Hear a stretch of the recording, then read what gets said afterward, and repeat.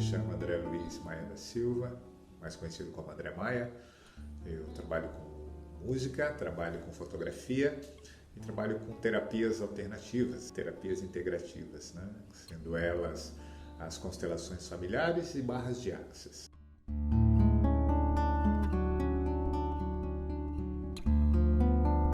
Hoje eu venho falar de um tema muito interessante que surgiu na minha vida ao decorrer de várias situações que foram compondo a minha jornada.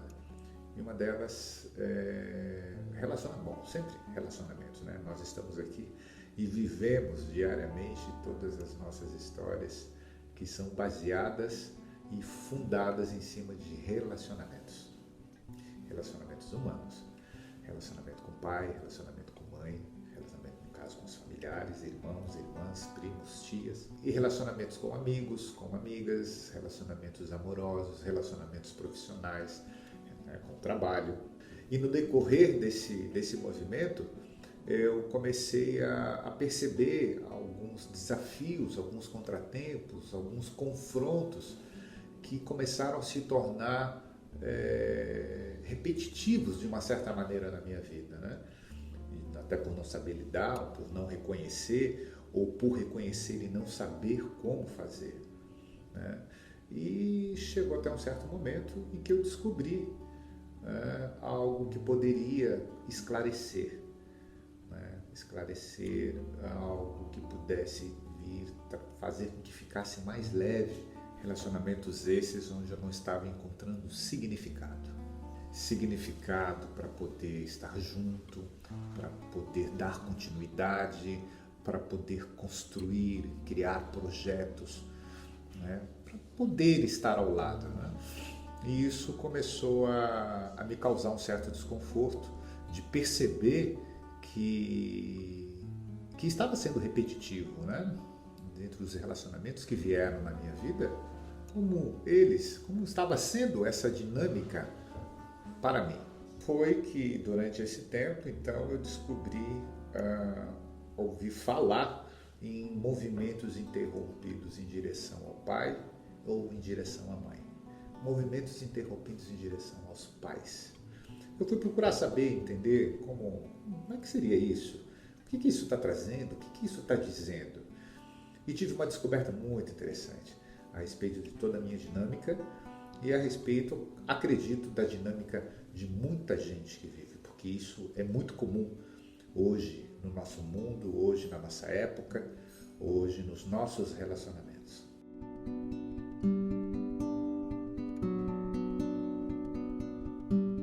O que é o movimento interrompido em direção à mãe e como ele se dá? Eis a mamãe, né, que é o primeiro contato da criança, né, nessa simbiose que se cria, a criança e a mãe viram uma pessoa só. E é onde a criança depende da mãe para tudo. Para sua sobrevivência, ela depende totalmente da mãe. Ou seja, a criança é fundida na mãe, aonde um compõe o outro.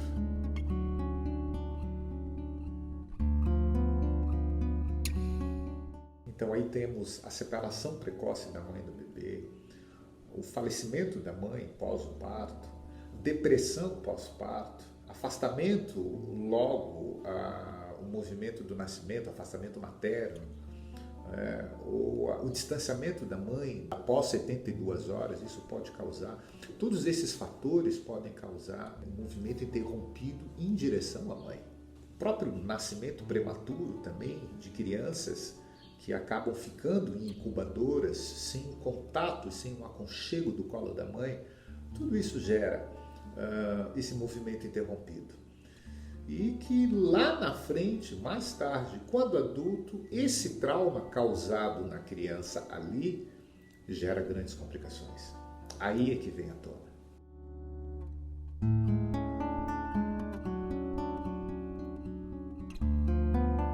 A criança ela não possui ainda a capacidade de compreender e acaba fazendo uma leitura de que está sendo abandonada pela mãe, né? E que de uma certa maneira essa emoção acaba marcando de forma muito profunda e para o resto de sua vida. Se não for olhada mais tarde com uma forma respeitosa, com carinho, né? Isso pode trazer grandes consequências, né, ao decorrer de sua jornada de pessoa como adulto, né, nos seus relacionamentos afetivos e nos seus relacionamentos profissionais.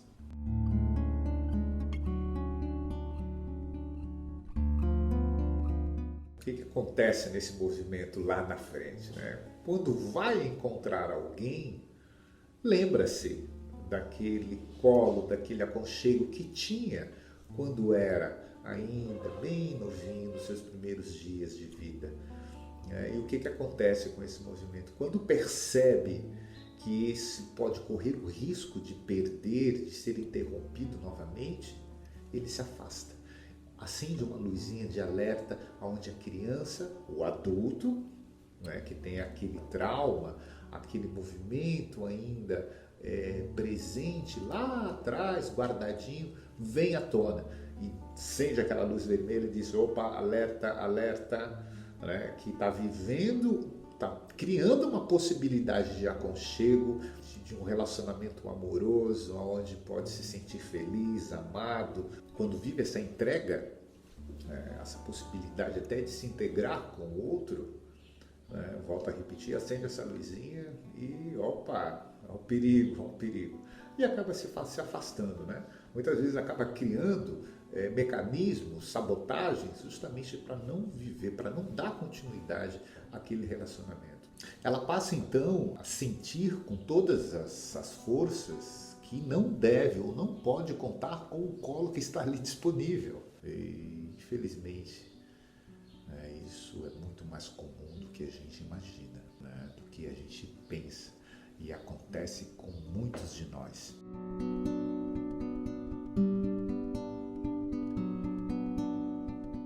São as inseguranças, né? Os medos, as dúvidas, a vulnerabilidade, aquela sensação de que não vai dar certo, a sensação de que talvez espere por algo melhor, acaba fazendo com que o relacionamento venha chegar ao término.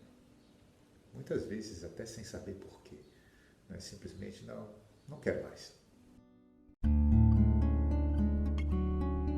Então, nesse momento, a criança se torna incapaz de seguir os próprios impulsos que dão sustentação à vida, né? Os impulsos que vão trazer essa possibilidade de viver, de crescer, né? Mesmo que a mãe depois se torne disponível para ela, o trauma foi criado.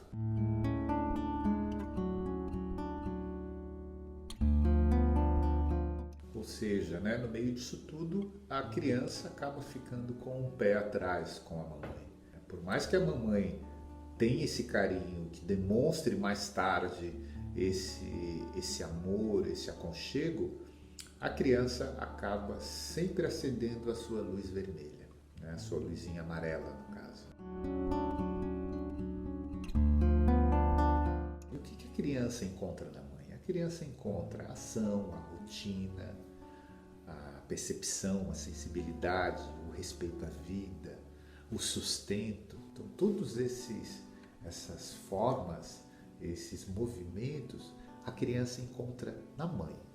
Tendo o movimento interrompido, esses aprendizados acabam sendo também comprometidos. Que mais tarde, lá na frente, cada um deles se define no movimento do dia a dia. Que tendo a criança esse contato não estabelecido com a mãe, implica nessa dinâmica de viver a sua própria vida. E ao mesmo tempo, ao fazermos isso, né, de perpetuar essa ideia de que não vamos receber o que esperamos, acaba a criança adulta, né, se aproxima dos relacionamentos, entra. Naquele momento que vai dar o passo, está já incutido a questão da luzinha que vai acendendo, que, opa, você não vai receber, né? Então sai fora. Tudo isso inconscientemente, tá, pessoal? E acaba realmente se afastando. E claro que todo esse movimento acaba contribuindo também para o desafio de não chegar também aos pais, porque percebe-se que em outros momentos também a gente foi amado pelo pai, foi amado pela mãe, houve um carinho dado por eles, mas em função desse trauma que se deu lá num dado momento, né, da tenra idade, quando éramos bem novinhos, né, naquele movimento de simbiose com a mãe, aí o trauma ficou presente. Então hoje adulto, hoje eu percebendo disso, cabe a mim buscar esses mecanismos que possam me ajudar a olhar diferente para isso, né? Trazendo mais leveza, trazendo uma possibilidade de um reencontro, de uma reconciliação com a minha mamãe. Né? No caso agora a gente falando do movimento interrompido de direção à mãe. E que muitas vezes a gente acaba o quê? Terminando assim, por julgá-los, ou por julgá-la, por criticá-la, né? E entrando num processo de reivindicação e de afastamento. Né? E essa reivindicação acaba indo para o mundo lá fora, né? Onde eu reivindico situações dentro dos relacionamentos, tanto afetivos quanto dos relacionamentos profissionais.